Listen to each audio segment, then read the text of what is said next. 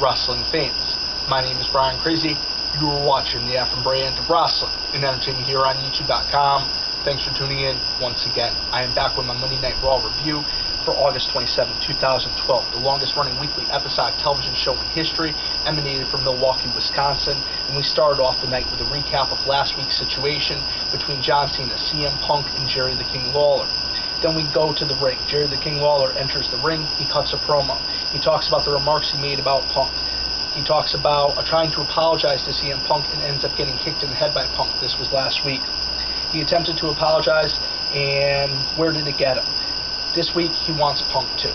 So CM Punk ends up coming out. He ends up running down Lawler, running down all the things that Lawler has accomplished in his illustrious career. Lawler has held over 150 championships worldwide. He has had over 50 reigns as the Southern Heavyweight Champion. Jerry Lawler is probably the most accomplished wrestler in that in that company, and I don't think a lot of the younger wrestling fans or a lot of the casual wrestling fans even notice that Jerry Lawler is the king of Memphis, and he is the king of Southern wrestling at this point, arguably. And basically, CM Punk is just continuing this arrogant heel turn. It was a slow heel turn. At first, he just, he was just acting displeased. He wanted respect. Now he's just becoming a real whiner. He's just whining that he wants respect. Respect is earned. It's not just given. And he thinks he's the biggest deal in the world because he's the WWE champion. Yes, the champion should be the focal point of the company. I'm not going to doubt that. And of course, I'm going at this review preserving kayfabe. I mean, honestly, CM Punk is playing a part. I respect all the athletes to go out there and put their neck on the line for us, the wrestling fans, regardless if I like the gimmick or not.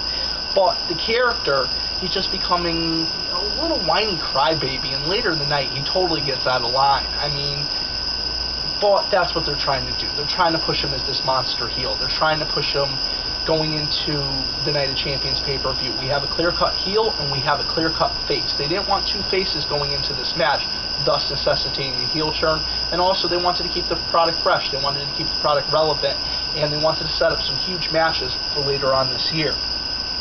Lawler ends up exiting the ring after telling CM Punk that he will think about the challenge that was laid out in front of him. And I do have to say this was a pretty good opening segment. Jerry King is one of the best on the microphone, always has been. And honestly, the guy could probably go for another 20 years and still be one of the top commentators the WWE has ever seen.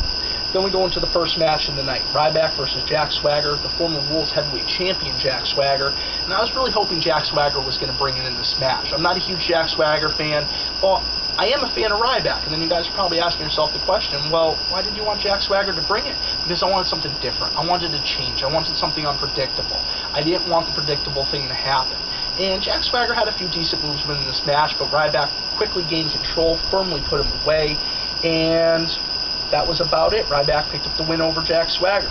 Then we're promised that we will hear from the Game Triple H tonight. I guess originally there was no plans for Triple H to actually cut this segment on Monday Night Raw, but after the SummerSlam pay-per-view, and they really didn't get the reaction they were hoping out of the fans. They were really hoping to push the point that this was going to be Triple H's last match, and this possibly could be his retirement, and they really wanted to push this point again tonight.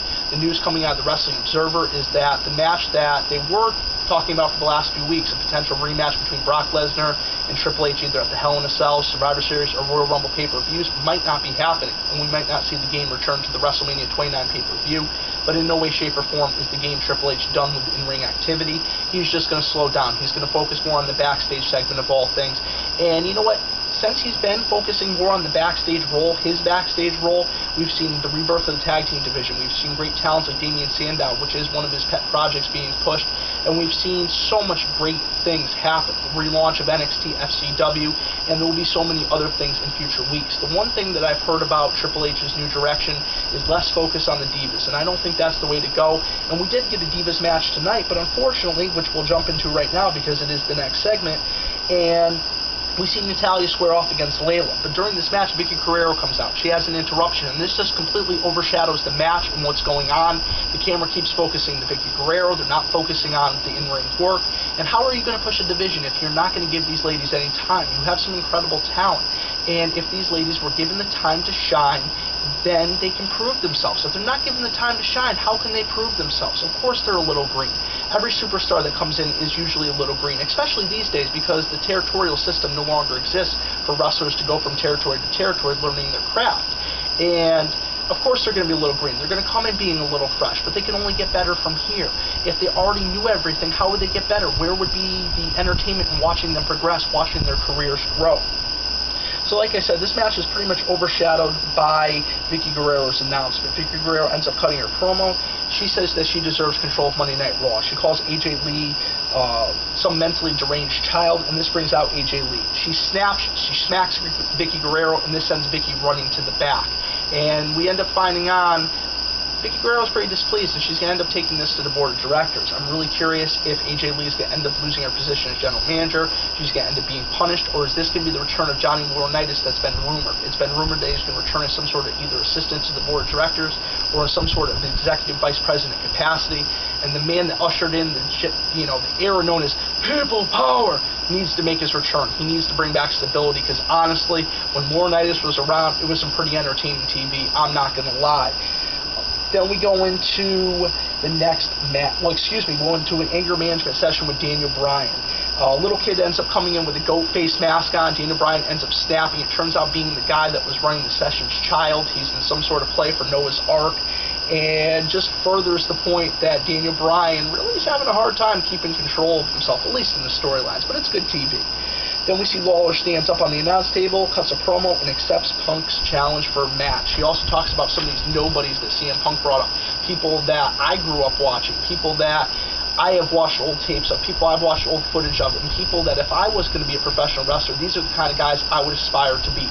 The Dutch Mantels and so many others. Dutch Mantel, one of the greatest wrestling minds ever. If you don't know much about Dutch Mantel, if this is the first time you're hearing about Dirty Dutch, look him up on the internet. Watch some of his shoot promos. Watch some of his old work. I think you'll be pretty impressed. Then we go into what is the WrestleMania 27 main event rematch, John Cena versus the current Intercontinental Champion, The Miz. This is a non-title match. This match starts off great. There's a whole bunch of holds back and forth. Real good chain wrestling. I really was enjoying it. Then they cut to commercial break. We come back to the match, which they really should have put the commercial break outside of this match. This could have been match of the night. You know, Miz has become so much better since first joining the WWE, and honestly, I'm becoming more and more of a fan of The Miz every day that passes. And he is becoming such a polished talent.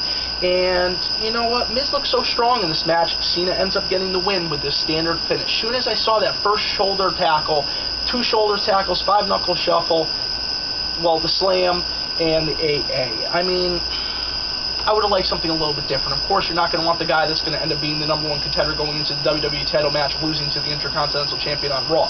I understand that. They're trying to maintain some consistency, at least with these 2 superstars. Not that many of these other matches were very consistent, but that's okay.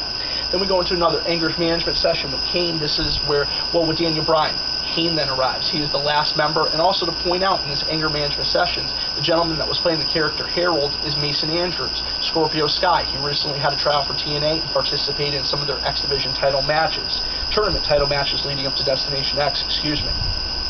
Then we see Santino Marella pick up the win over Heath Slater. This is after Santino Marella and the Cobra are distracted by Oksana. She comes out on stage, furthering the storyline between Antonio Cesaro, Santino Marella, and Oksana.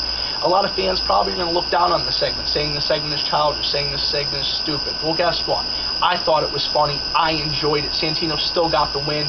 I was really hoping the one-man Southern Rock band Heath Slater was going to get the win, and I'd really like them to do something with his character. I don't want to see him just become another Brooklyn Brawler or another Abe Knuckleball Schwartz, who is the Brooklyn Brawler. Alright, then we go into Brodus and Sin Cara versus Sandow and Rhodes. Kind of a different dynamic with Brodus and Sandow teaming. Brodus and Sandow, wow. Brodus and Sin Cara teaming together. Rhodes and Sandow, this could be a tag team. This could be a tag team that could go a long way. And we see Brodus and Sin Cara end up picking up the win. Then we see the final anger management skit. Kane shares his life story. Talks about how his parents were burned by The Undertaker. Talks about how he grew up in mental institutions. Excuse me, my mouth's getting a little dry here, guys. It's really hot and nasty out here in Connecticut tonight. Then he just talks about a whole bunch of things. I mean, he runs down everything. The Katie Vick storyline, electrocuting people's balls, burying his brother alive twice. I mean, absolutely phenomenal stuff. Then the guy ends up ending the session for this week. Harold ends up like patting him or putting his knee on him, and he ends up choking him out. I mean, it's just fantastic. Then we go into R-Truth. He picks up the win over Daniel Bryan by countout. And then we go into Triple H's huge announcement. It seems like the game Triple H has hung it up. He is no longer going to be wrestling. He's going to step back from everything. But like I said earlier in this video, there's a lot of speculation that he will be returning for the WrestleMania 29 pay-per-view.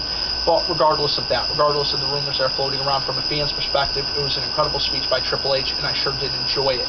For a minute, he popped out. He was the game. But then he kind of stepped back and realized something a little bit different. I don't know. You guys would really have to see the speech to understand, but I felt like he was talking to every single one of us wrestling fans. That's how you cut a promo.